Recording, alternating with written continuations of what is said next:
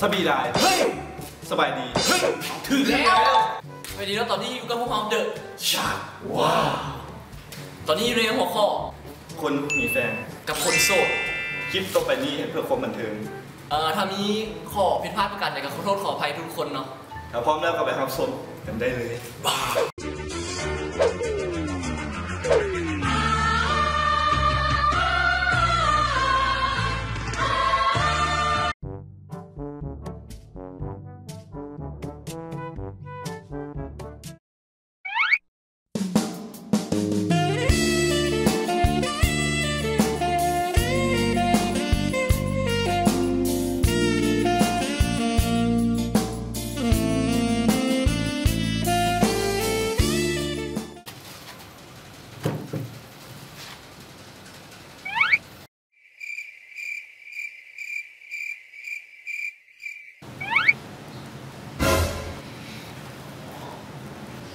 มึงผู้สาววะ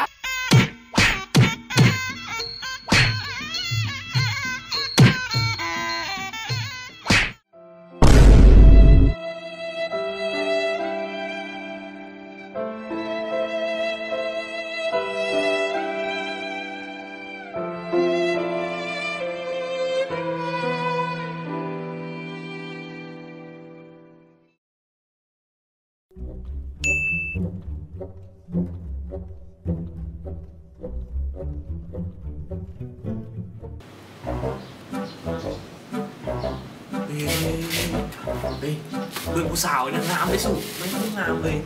เบิ่งแหลมเลยสิ่งนั้นเกิดเดี๋ยวของน้ำกันเลยเบอร์ซัมซุงนะ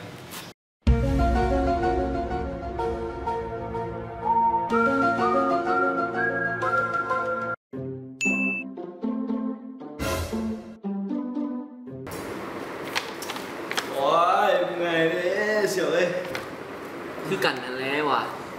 ยังแต่มือแรงเนาะใช่ไปกินเบียร์ท่านแบงค์แมนก่อนโอ้โซนี่เขาบุคคลมีเงินเสียเอ้ยไปน้ำกันเงินมันมีอยู่นะเอาโอ้ยสมมติว่าอีนี่เธอโตกับต้มเขาเอ้ยต้มอย่างนี้นะเบิ้งนี่ก่อนดิว้าวนี่ลายเชียวไปมือแรงแบงค์แมนโอ้ยปุ๊บกระเป๋าออกมาใหม่นะซื้อเขาเดราคาแพงดอก500,000 กีบหนึ่งเดี๋ยวเขาเบิ่งเงินก่อนนะลาเบิ่งเด้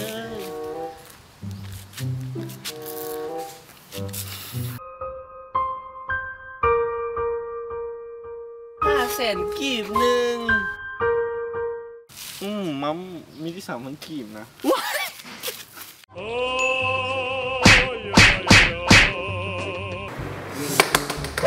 จือว่าน้องตุ๊กตายนะเฮ้ยจือตัวตอนแรกไปมันเกิดน้องฮันได้นี่ตัวสนใจไปทั้งบอกไปสวนผมเลยไหมไอเซียวตอนแรกนี่ไปมันเกิดน้องเขาวะโอ้เมื่อยเนี่ยน้องตุ๊กตาเขาไปน้ำได้ตัวจือว่านี่นะงามที่สุดงามเลยจริงเกิดไปบ่ไปตัวจือแล้วน้องตุ๊กตาเหมือนตัวแม่ไปตัวเนาะแหลมเลยไว้ซับซ้อนนะ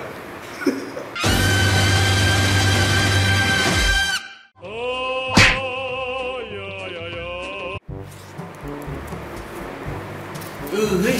มันเศร้านะเขามีเบิ้งบ้านลิเวอร์พูลเจอแมนยูนะไปเบิ้งบอลอยู่บ้านเขา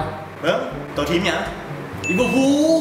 เอ้ากูแมนยูเลยสู้ฮะแมนยูก้าลิเวอร์พูลเก่งกว่าลิเวอร์พูลก้าเว้ยสู้ฮะโมยอตัวลิเวอร์พูลเหรออยากชวนให้ตู่ไปเป็นกลางนะว่าทีมไหนสิเก่งไปบ่ เ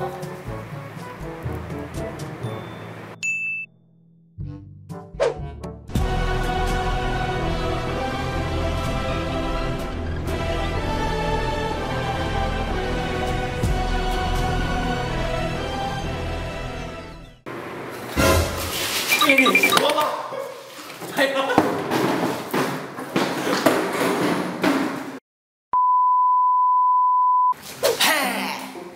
แล้วตัวนี้คลิปก็ได้เบิร์นไปแล้วเนาะ ถ้ามัก กดไลค์ ถ้าทึกใจ กดแชร์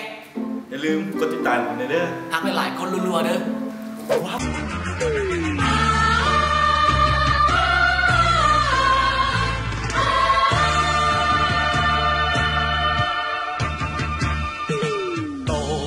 在山坡高處未算高，命運在冷笑，暗示前無路。浮雲由身邊發出警告，我高是闊途。雖依似山頭猛虎滿布，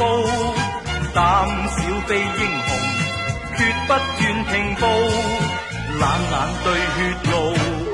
亦莫是命途。